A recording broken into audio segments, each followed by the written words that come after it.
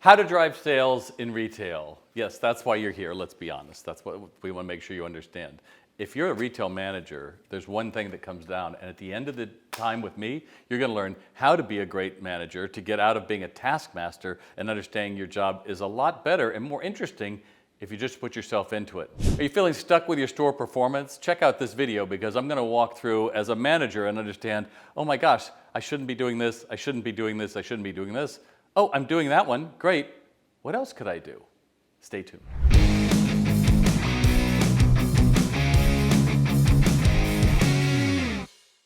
I don't know a retail manager worth his salt that doesn't do everything because of the bonus. Oh, no, I don't get bonus. Then you better find a way to get bonus because when you exceed expectations, you make more, and that's how you get ahead in life. So let's crack that code so you can make more, and more importantly, your associates don't leave because you're the person that they want to work with, not somebody they tolerate working with. All right, so let's just start off with it. You probably have a bunch of apps that are telling you what somebody should be doing.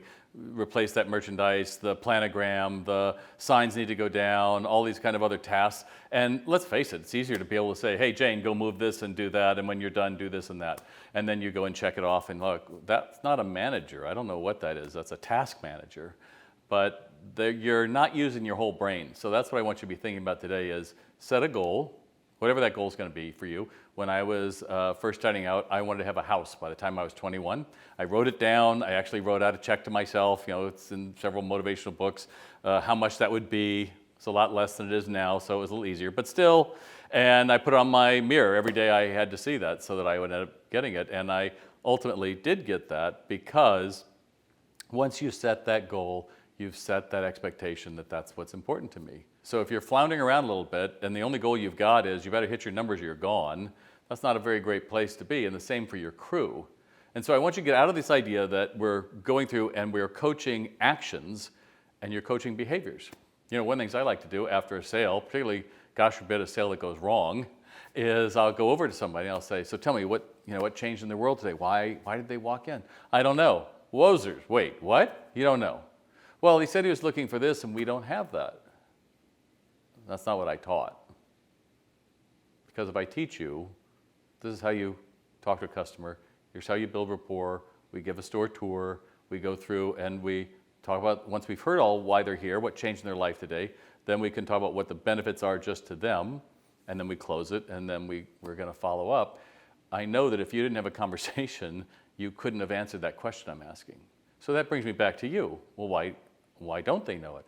Well, we don't have training, Bob. Well, there's a million books you could read. I've got 1,000 blogs. You're watching this video, you found me. So what is it? Training's kind of tough. I don't like training. It's the same stuff over and over. Yeah, I get it. I get it. I totally get it. And I'm a trainer. You know, I come from a long line of preachers and teachers. And that probably is why, to me, it's just watching light bulbs go off. That's what's exciting to me. And that's going to be for you. Because when that happens, they come to you with ideas, right? But when that doesn't happen, they come to you and go, hey, you know, the box with the shirts, there was a leak and the water's all over. What do you want me to do? I don't want to think that.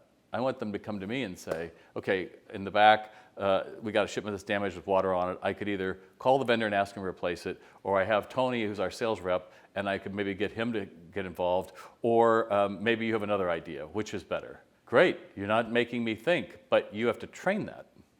You have to train that. That's what my expectation is. So that's what we're really talking about is expectation and then holding accountable.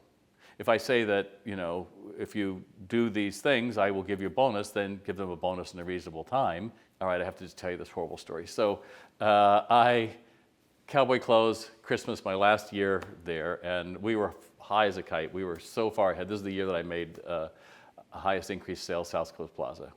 And I get this call from the owner, and he's like, one of my friends was just in your store, and he was treated rotten. Who was it? I said, oh, it had to be Tim. And he goes, wait a minute, Tim, isn't that the guy you said was really good, but you're probably going to have to fire him? I go, yeah, I gave him his third warning, and this is it, so I guess I'm doing that. And he goes, yep. Oh, by the way, today, Christmas Eve, a store full of people. I bring Tim in the back. I said, Tim, I just heard you said this, you did that, you treated him this way, and I have to let you go. He walks out and yells, Merry effing Christmas to the entire store and me, and leaves. Now, that's not the end of the story.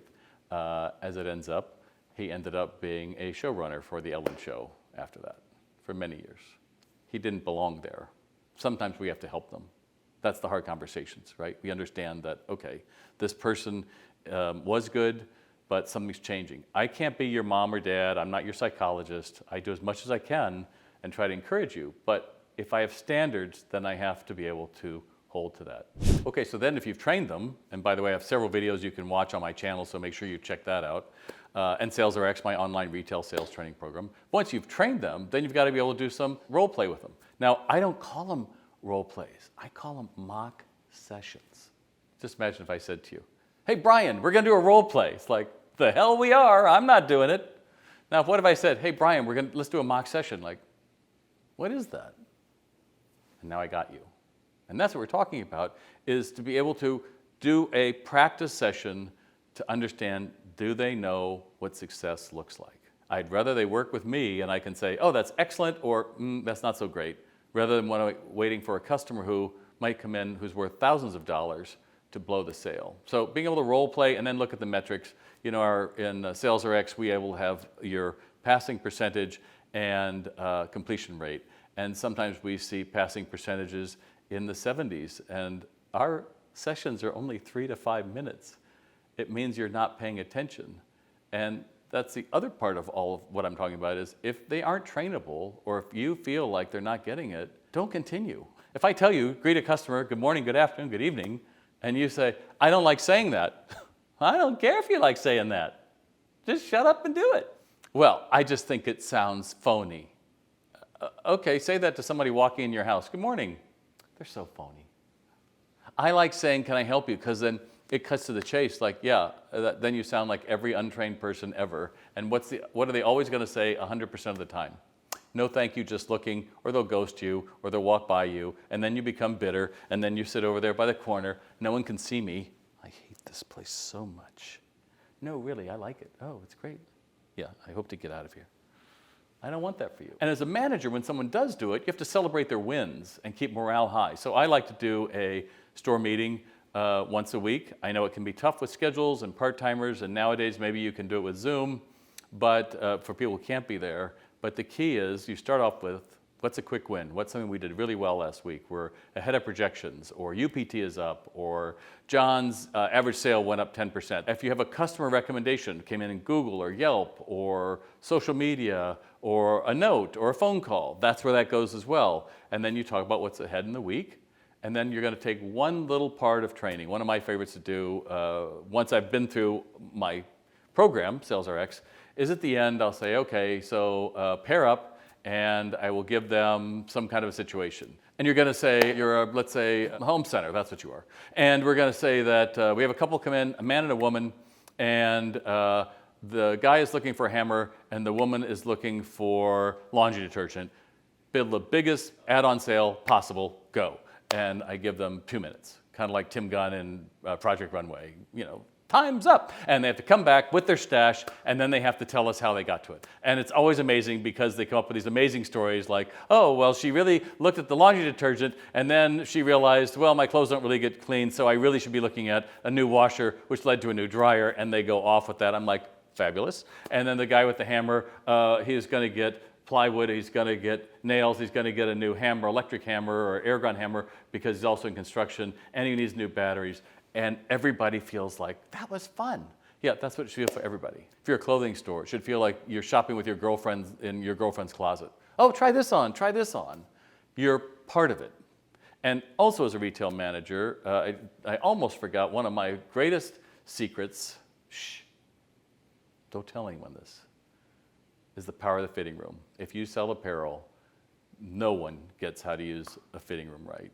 It is the neglected child left on its own, that dark oasis somewhere where a bunch of little pins and dust mites are all living, and the little dust bunnies. And then there's no air conditioning, of course, and it's poorly lit, and no one goes there. It's like creepy, right? It doesn't have to be that way. Did you know that people who use a fitting room convert 70% more than people on the floor? It's over double. My goal, if you are an apparel store, is to get you half naked in the fitting room. I love that. Well, you could be totally naked, but that's not my goal. Half naked. If you are a shoe store, my goal is to see your sock. Because if I see that, I know I've got a sock off, we're there. You have to know what that is to be able to unpack it for your crew, right? So let's go back to a shoe store. If you're managing a shoe store and I ask what happened with that guy who was in here, he was just looking. Well, why didn't we try something on? Oh, he was just looking. Nobody's just looking. Just looking is on an iPad at home, half watching White Lotus or Reruns of The Sopranos. We've got to make sure that we understand the game of retail is to engage the customers, and the only way we engage the customers is engage our retail associates. Get that right, and you're going to have them doing everything they can. You know, my first manager in a retail store, I sold shoes when I first off, and he says, "Your job, Bob, is to make me look good." And I always remember that because that's exactly what happened, and I ended up getting the manager when he left, and that's why I try to train my assistants and everybody else. Your goal is to make me look smart, and then I'm going to help you as well. But if we don't have that passion, we don't care about our crew, I think we are settling for pennies and walking over dollars. Because your crew is ready to be engaged, they're ready to feel good, they're ready to, to be that hero selling to another hero, if you just give them the time of day and not try to manage them as a task. And that's why, if you're really serious about growing retail sales, and you must be because you've been here with me for, 8 hours now on this one video, I've got something that can help you right now. You can either see it right on the video up there or in the link down below, and it'll help you understand to be brilliant on the basics doesn't take much. But on the other side, once you know that, that means you got to do the work. I'll see you there.